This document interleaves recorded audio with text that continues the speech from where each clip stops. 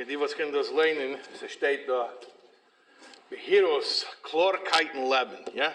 I can't read it, I'm back, I'm behind it now. Chlorkeiten Leben, yeah? Yeah. Okay. Chlorkeiten Leben, okay. It's an appropriate concept. So, the first chlorkeit that a person needs to have before every other chlorkeit is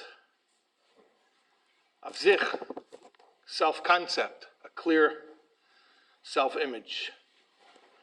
Because if you're confused about who you are, then everything else is going to be distorted as well. So what do they call this? What did they give they gave a title to the drasha? What did they call it? Yetzahara, Yetzatayv or something? Yeah. Yeah. So what does that have to do with Klorkeit? Kedushas Levi says that when Rivka was pregnant with twins, she didn't know why she's in so much pain. She went to the Novi, to yeshiva of Shem Va'ever, and she asked what's going on with me, because when I walk by the base of Avodah Zarah, the baby's trying to get out. He wants to go join the Avodah Zarah. When I walk by the yeshiva, the baby's trying to get out. He's trying to join the yeshiva.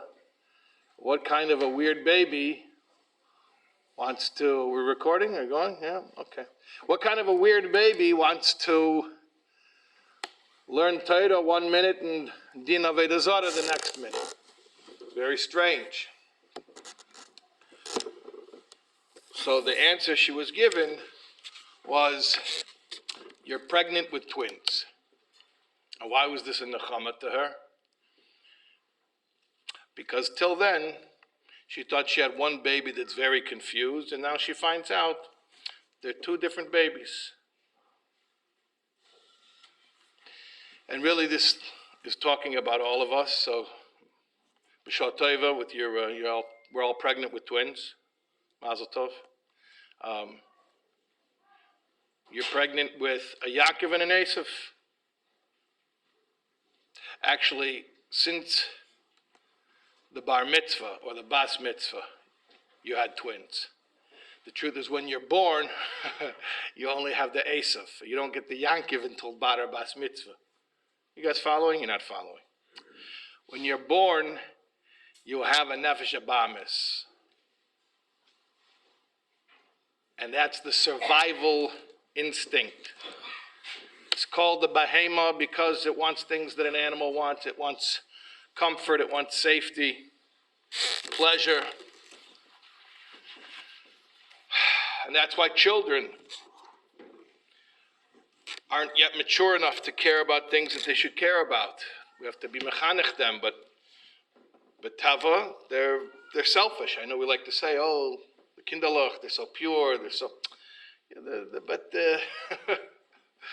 maybe they're innocent in a certain way, but they are selfish, and that's how Hashem made them. That's the tava abriya, that a baby is selfish. When a baby wakes up in the middle of the night, and the baby's hungry, the baby doesn't think, should I really scream at the top of my lungs and wake up everybody until I get to eat? It doesn't think, it just does it. Because the Eibishter made that a baby should be totally selfish so it can survive. And you continue being selfish your whole childhood, hopefully less and less selfish, until finally, Mazel Tov, comes the bar mitzvah, the bas mitzvah, and then you get the nefesh elokis, or the knisa, the full integration of the nefesh elokis, and now you have a fighting chance, because now you have another voice to counter the complete selfishness of the nefesh abamis. So that's Yaakov and Esav, that every one of us is carrying around. That's why, by the way, in Tanya, the Balatanya calls the nefesh elokis the nefesh hashenis. It's a funny thing. The nefesh elokis, l'chayr, is the ikr. It's the main, in fact, It even tells us later on, Perek Lamed Aleph, that the main identity should be with your Nefesh Elokis. How do they say in English? We're not human beings having a spiritual experience. We are spiritual beings having a human experience, right? So the Iker is your spiritual self, your Nefesh Elokis. So why does it call the Nefesh Abamis? The Nefesh Abamis, it calls the Nefesh Elokis and Nefesh Hashenis, the second soul. Why is it the second? The simple answer is because from the moment you were born, you had the Nefesh Abamis, until you were Bar Bas Mitzvah, you didn't have the Nefesh Elokis. So it's the second soul in as much as you didn't get it until later. Then there's a deeper explanation, which is called, the Nefesh Elokis is called the second soul, because the real Tachlis HaKavana is not the Nefesh Elokis. The Nefesh Elokis is already Halik. The point of everything is Nefesh Abamis. To elevate the Nefesh Abamis. Like Shlomo Melech said, Rav Koyach B'Tvua Shoy. You can get a lot of work out of an ox.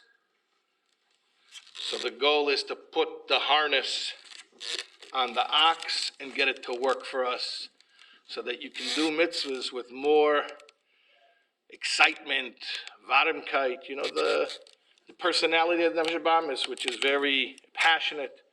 You can do the mitzvahs with greater excitement than you would do only with the Nefesh Elokis by itself. So I'll tell you a story. Story is about a kid who was, today they call it off the derech, but this was back in the times of the Balatanya, so they probably didn't have that expression. But that's what it was. It was a young kid, a teenager, and he lost interest in Yiddishkeit. And his father was very, very worried about him. And his father went to the Balatanya in Liozhne. He told him about his kid. So the Balatanya said, listen, if you can get him to me, get your son to me, I'll talk to him. But you have to get him to me. Could you figure out that part? So the father says, fine, I'll do that. He comes home, and he has to figure out how to get the kid to go to the Rebbe. He's not so interested in Rebbe. He's not interested in Yiddishkeit Bechlal, so how is he going to get him to go? So this particular kid, one of the things he started to get excited about was horses. He used to like horses. So the father says, I have something, I need a message to be brought into town, into Liozhne. He gave him the Rebbe's address. He didn't tell him who he was going to. He just told him to go to Liozhne. Could you go for me? So the kid says, not that interested. Can I ride the horse? So they had a horse for farming. It wasn't for riding. It was considered very prost to ride on a horse. Put a wagon on a horse. Pull a wagon, you sit on a bench in a wagon. To ride a horse like a cowboy, like a Cossack, it's very prost.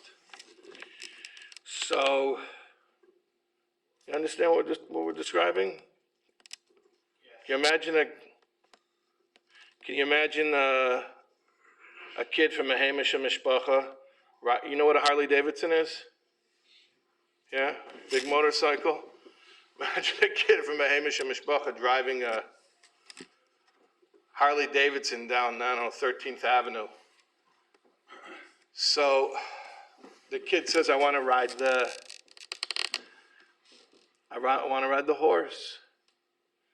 The father says, okay, fine, you can ride. Now, that was the father's plan the whole time. He knew the kid was going to ask for the horse, and that's how he was going to get him to go. Fine, you can ride the horse.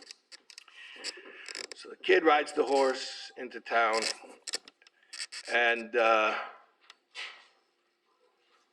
comes to the place where he's supposed to go, and goes inside. It's the Alter Rebbe, the Balatanya's Beis Medrash.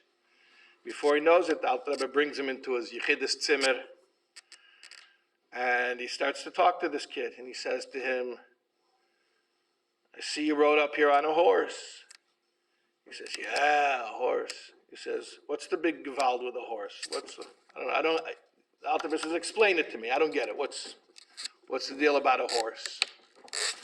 So the kid says, oh, yeah, but you don't understand. A horse, it goes very, very fast. A good horse, it goes very fast. He says, what's so good about going fast? He says, because if you're trying to get somewhere and you want to get there faster, if you have a good horse goes fast and it'll get you where you want to go faster. So Alter Rebbe says, yeah, Takya, but if you're lost and you went the wrong way and you have a fast horse, you also get more lost faster. The kid thinks about it. Takya, yeah. He doesn't have an answer. It's true.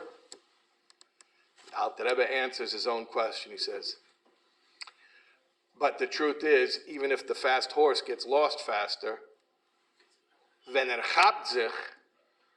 when he realizes that he's lost, he can get back on track faster too. Aber wenn chapt sich, and he repeated it a second time, wenn chapt sich, when he realizes.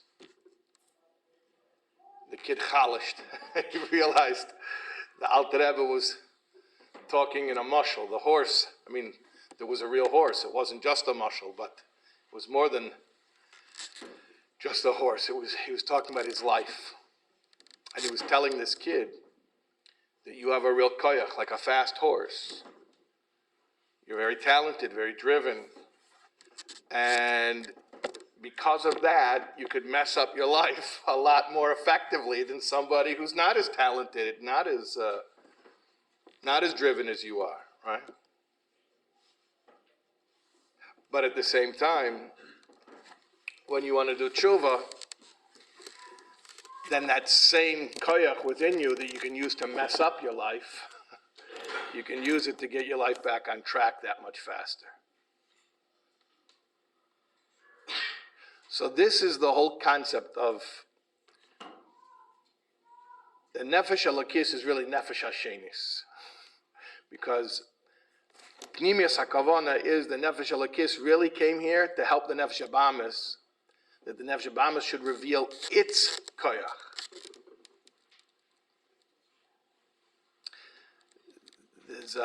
There's a Gemara in Yerushalmi that asks why do we do the most dangerous thing on Pesach? After you clean the whole house, you get rid of every mashahu, and then you bring in the biggest chashash of chometz that there could ever be. You know what it is? The biggest chashash of chometz there could ever be? After you put the tin foil and everything, and what do? You take flour, you take water, those are the two ingredients that make chometz. You put them together and you say, bake it within 18 minutes. The only thing between you and chometz is that you're hoping that they baked it in 18 minutes. It's called matzah. It's called shmura matzah. It's the biggest chash of chometz in a Jewish house on Pesach. Why do we do that? It's crazy. It's too risky. So better, let's just make matzah from other types of grain, not from chamishas minei dogon. Make it for, okay, corn is kitnius, but you'll find, quinoa. You find something. What can we use? What? Potato. There you go. Potato matzah. And avoid the whole issue. Potato starch. Look, if the Pesach programs can make a baguette with potato, zecher they can make shmura matzah with potato too, and it would be very good. So let's just avoid the whole issue and make matzah from something that can't be chametz. So the Yerushalmi says, no, it doesn't work, because the pasuk says a lashon of shmira. You have to be shomer the matzahs.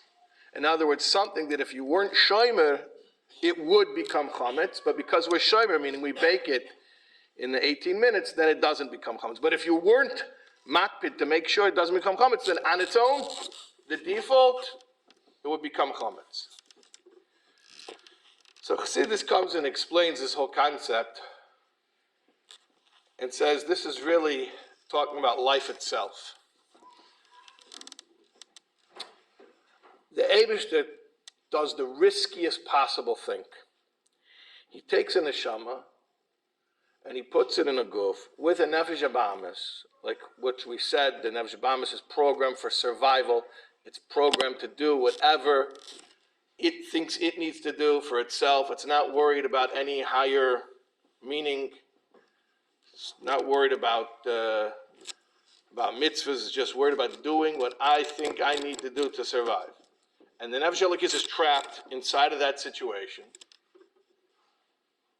Like it's called a container within a container.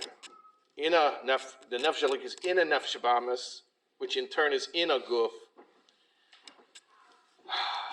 And there's a very big risk that the nefesh abamis and the guf are going to schlep along nefesh elokis to do things the nefesh elokis does not want to do. So why don't we avoid the whole issue, and we'll have potato matzah, which means you leave the neshama, you leave the nefesh elokis in shamayim, don't come down into the world, and you'll stay holy. Sounds like a good deal. Sounds responsible. But here's the inyan. Matzah, I'm sure you know, is bittul. Chometz is yeshus, matzah is bittul, right? The difference between the chometz and the matzah, they're spelled with the same three asias, except the difference is you have the mem, you have the tzaddik for both, but you either have a ches or a hey. So a ches is a letter of yeshus. You know why? It doesn't have the little window. The hey has a little window at the top. That's the humility, to understand there's something higher than you. The hey has a window at the top, so it's looking up. Look up. Understand that you didn't create yourself. A little humility. So the chometz is yeshus, and the matzah is the bittul. So we say, let's bavorin the whole risk here and leave the neshama l'mayla like it was kedem yiridasa, before it came down, and we won't have any risk, and everything will be nice, everything will be beautiful. And what do we say? We say, no, you can't have matzah unless it's from the same things that can become chametz. You understand what that means? What it means is you cannot have bittul without the risk of yeshus. The emes bittul is not the neshama v'shteit l'mayla in a perfect world where elokos is bagalu, it sees everything, it knows everything. Everything is, like we see klorkite here, but the klorkite is umzist. You just open your eyes and reality is revealed, and it knows, like we say in Chassidus, elokos is bepshitos, velt is bischadshus. You know the difference? Elokos bepshitos, of course there's an Eibishter. Velt is bischadshus. Velt, the concept of a oilam, a loshen helam v'hester, that you have to wrap your mind around. That's a weird idea. I'm saying, in Shamayim, the idea of the Eibishter, that's poshet. The idea of a world with things running around and doing whatever they want, how do you even imagine such a thing? The malachim, the neshamas that are up there didn't come down here. They can't even imagine such a concept. Down here, it's fakert. It's velt bipshitus. If it's physical, it's real. It's for sure. It's poshet. It's here. A baita olam, that's, you need to be a philosopher. That's bischadshus. That's a novel concept, a chidush. So why not leave the neshama up there where elokos is revealed and bipshitus and obvious and not any risk involved, and it'll have bittul. Bittul is a good thing. Bittul means being one with Hashem, not being a separation, not separating between you and Hashem. So what do we say? No. It can't be matzah unless it could have become chametz. You understand what that means? Bittul is not the safe bet. where you avoid having a guf and a nefesh abamis. Bittul is when you come into a guf and a nefesh abamis, and you have a life, and you have to make money, and you have to take care of your family, and there's a Eilam Hazeh all around you.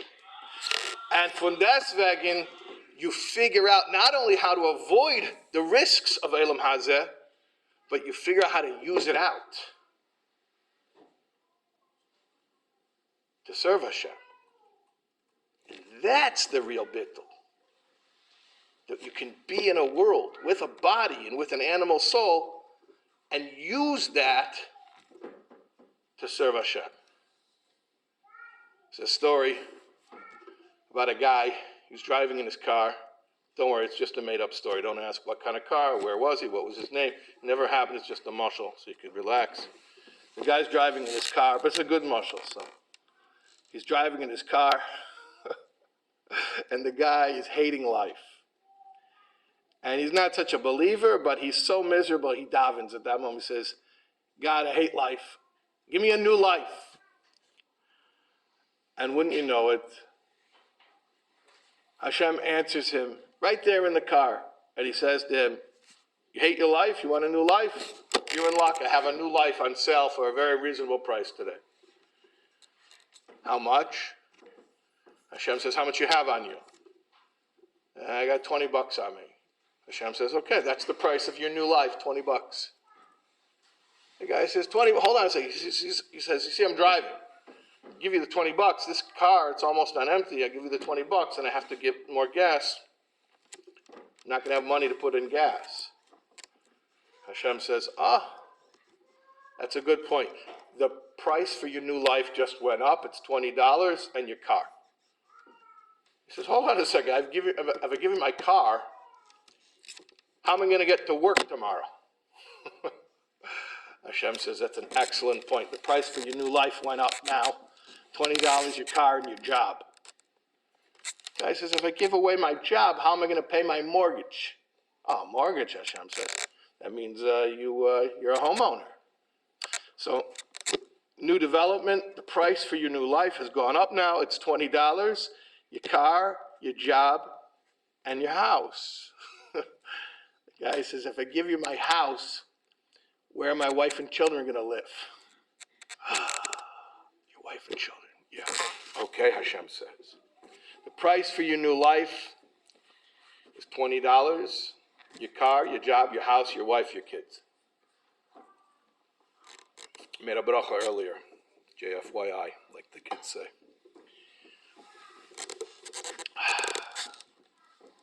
The guy realizes he better shut up, because every time he opens his mouth, it's getting worse. So Hashem says to the guy, all right, hand it over. The guy is not going to say anything now. Just nods his head. Hashem says, now, before I give you your new life, I want to ask you to do me a favor. Can you do me a favor? Hashem says, see the $20 right here? This is not your $20. It's my $20. You gave it to me. I want you to spend it. But it's not yours, it's mine, Hashem says. So when you spend it, you only buy things that I would like. See this car, Hashem says, you used to have a car just like this. You don't anymore. It's my car, Hashem says. But I want you to drive it. But because it's not your car, it's my car. When you drive it, you can only go places where I want to go.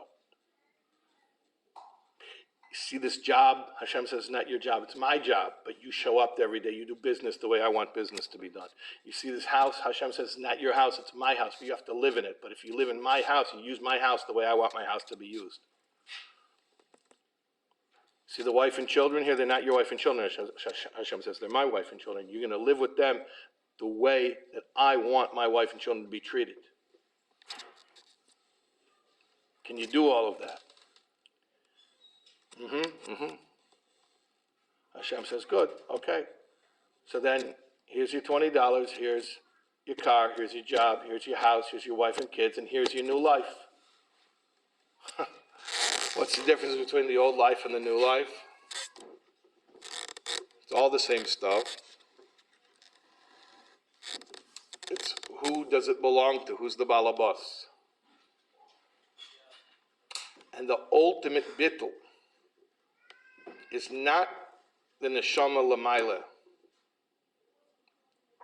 as it sees elokus begaloi, sees revealed getlichkeit. It's very nice. That's not the ultimate bittul. The ultimate bittul, verstehst, übergeben sich zum Eibishter. Surrender. Surrender. The ultimate surrender is not the neshama l'mayla, in Gan Eden.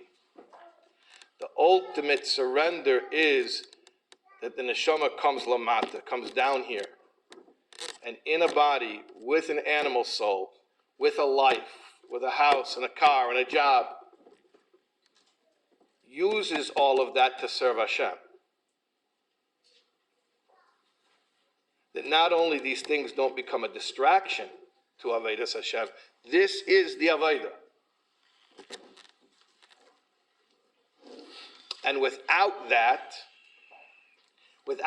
risk of chametz, of getting pulled into Elam Hazeh as a distraction, then you can't ever have matzah, you can't have the bittul, the real oneness with Hashem.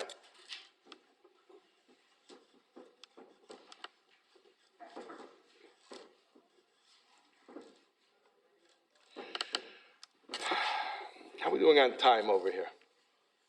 Who's watching the clock? Huh? What time do we have until? Does anyone know what time we have till? What? It only has a starting point. No. What time is it now? 4:20. We started at 45 technically. Okay. They probably gave us an hour, so we have a little bit of time.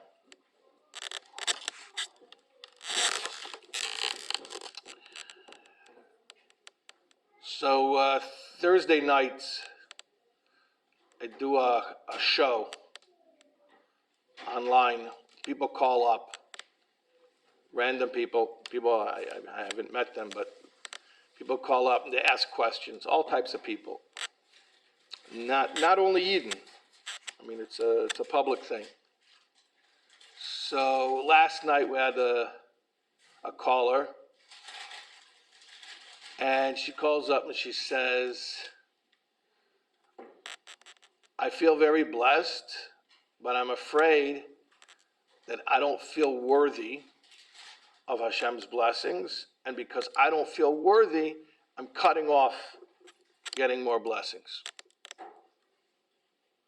So first of all, I told her I think that's a very, the hair, just the fact that she thought of that shows a certain edelkeit, certain sensitivity.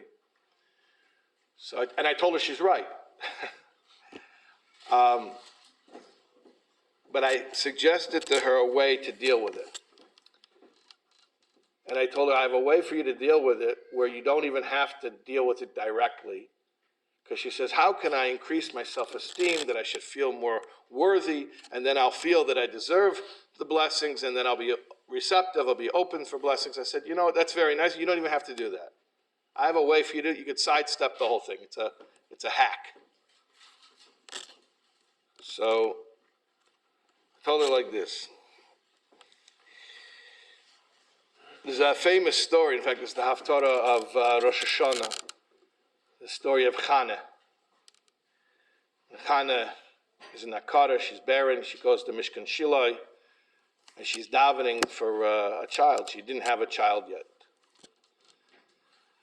And Eli, who's the Kohen Gadol, comes over to her, tells her she's a shekora, she's drunk. She says, I'm not drunk, I'm a broken-hearted woman, I'm asking for a child. If you learn Rambam, you learn the actual halachas of the Beis HaMikdash. I mean, it's not in Shulchan Aruch, because you don't have the dinim there that are applicable only in the Beis HaMikdash.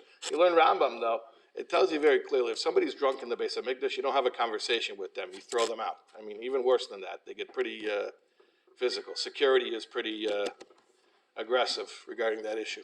The point is, why is Eli getting into a conversation with Chana about being drunk? And she's saying, I'm not drunk, I'm davening, I have a bitter heart. So one explanation is that he didn't think she was literally drunk. He was saying, you come to the holiest place on earth, the Mishkan, where there's the Kodesh HaKadosh, and you're talking about your personal needs? Are you drunk? Meaning indulgent, self-absorbed.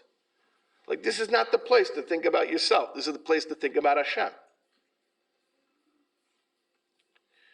So Chana says, no, you got it wrong.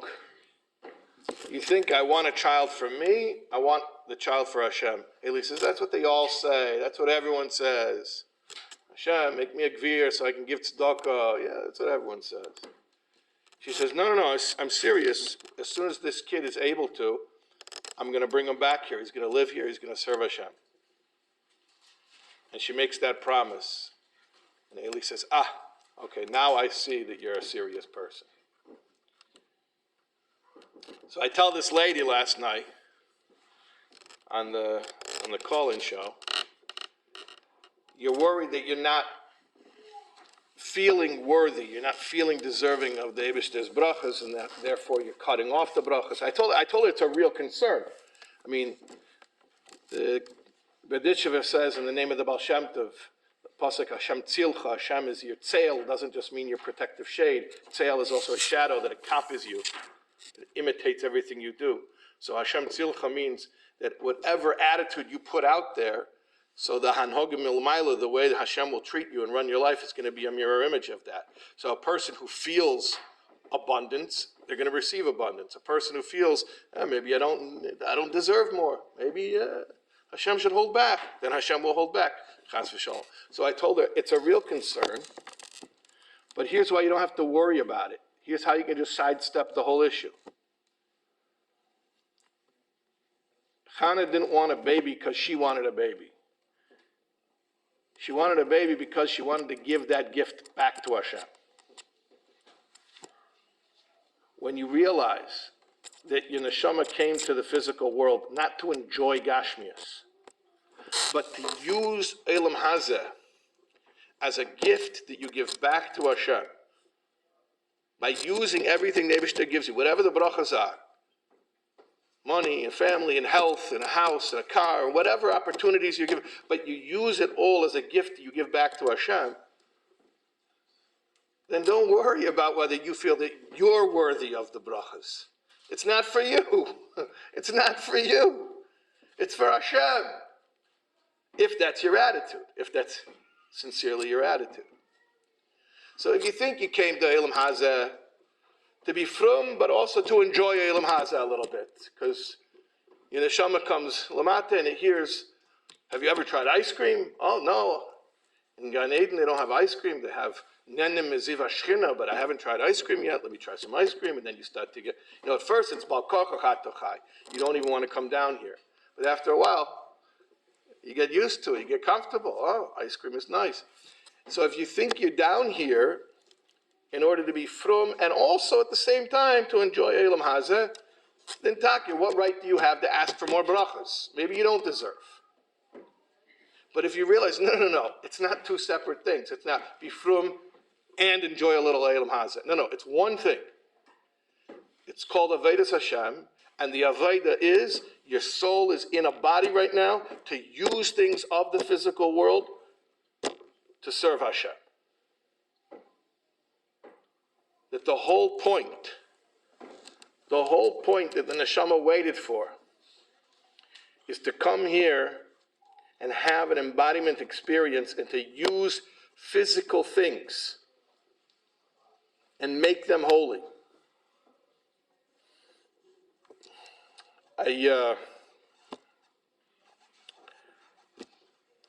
So I'm in Oval this year.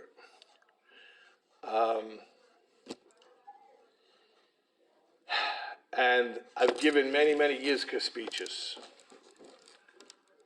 throughout the years, but I never stayed in the room for Yizkah before. So my father passed away in Kislev. So the first Yizkah that I'll stay in the room, I guess, will be Pesach. And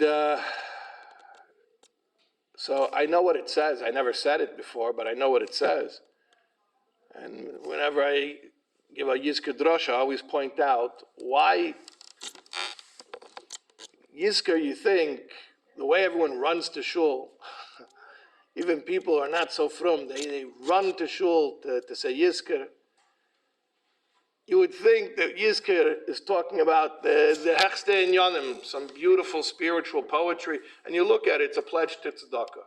That's all it says. You're going to give tzedakah. The Ili Nishmas, you're giving tzedakah. Like it's kind of a letdown, because it's so, not spiritual.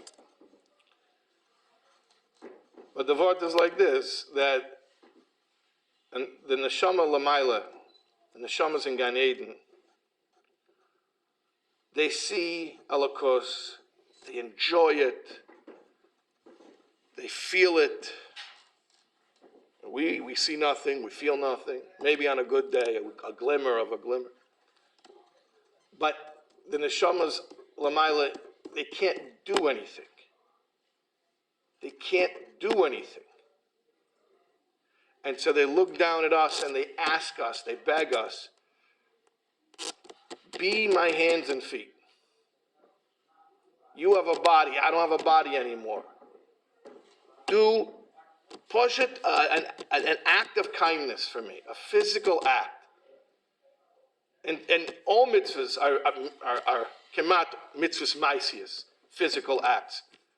But especially tzedakah, which the Yerushalmi calls ha-mitzvah. I mean, when it talks about a mitzvah stam, it doesn't say which mitzvah.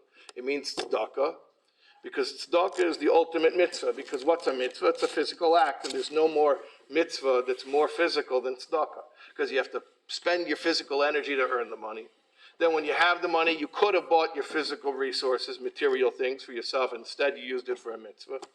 And when you do use it as a mitzvah, you take all that physicality and you elevate it and make it spiritual. So the Neshama in Gan Eden looks down and says, please, use your physical body to do something physical. That's what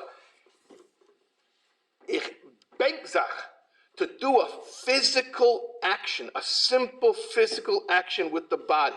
As much as the Neshama is enjoying all of the Giluyim of Gan Eden, it's yearning to have the ability to do a physical action. And that's why we give tzedakah. That's the ultimate gift that we can give to the Neshama.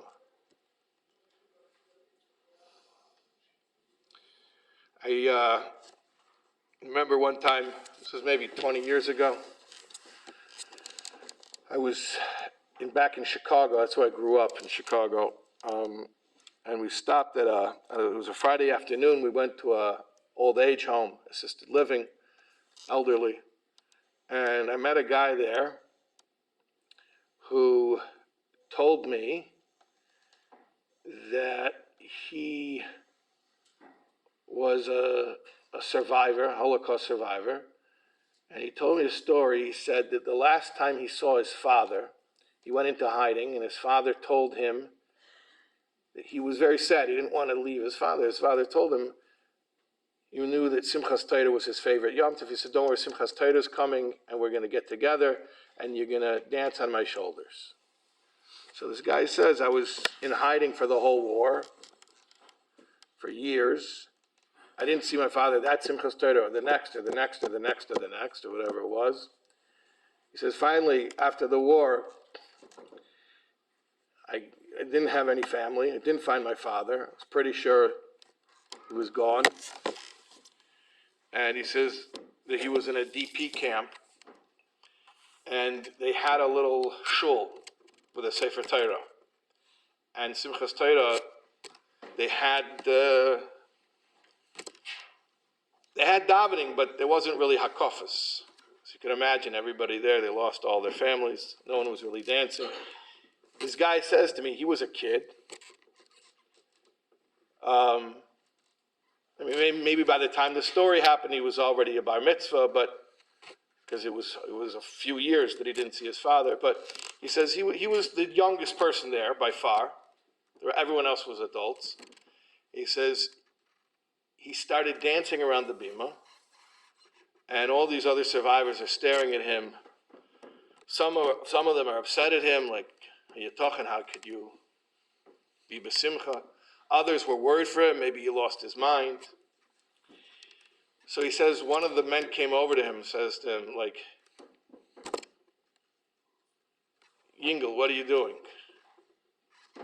So he says, I told the guy, last time I saw my father, he made a promise to me that we're going to get together on Simchas Torah, and I'm going to dance on his shoulders. It didn't exactly work out that way. The kid says, he says, but what difference does it make if I dance on my father's shoulders or if my father dances on my shoulders? Hey, this kid is dancing with his father on his shoulders. Literally, he's the one that has a body. He's the one who has hands and feet. His father's in the neshama, he can't dance. But he's bringing his father down to Simchas Torah in Elam Haza Agashmi, so that he can have a dance physically. Pashat Begashmi is to dance. So, what I'm saying is this. For all of the trouble that we have with the physical body and its temptations and Elam Hazeh and all of the distractions, and we say it's so much trouble and we get pulled into taivas, and you think it's better just never to be here, just stay Lamaila where it's safe. But that's not the point. The point is no risk, no reward. If it can't become chametz, it can't become matzah. That the ultimate bittul, the ultimate surrender to Hashem, is when we do come down here. We do have a body, we do have a nefesh habahamis, and it can get out of hand if we don't direct it. But when we do direct it, when we do give ourselves over and everything that we possess, we give it all over to Hashem, and we make kalim for elokus out of it all by using it to do mitzvahs, then that's the holiest thing, way holier than what's happening in Eben, where the neshamas are all relaxing, chilling out, enjoying. But this is where the real halakite is.